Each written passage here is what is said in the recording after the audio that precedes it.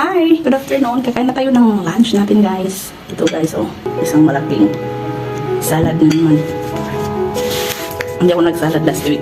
Ngayon ko nahahatawin. Uy, parang ukulan. Kumukulog-kulog yung kalangitan, guys. Lord, thank you for this food.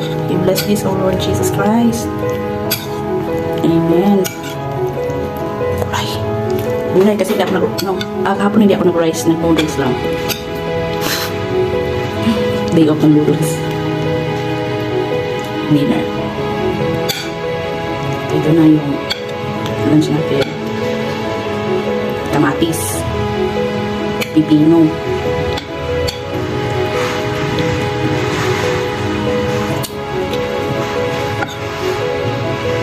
Kamatis at pipino.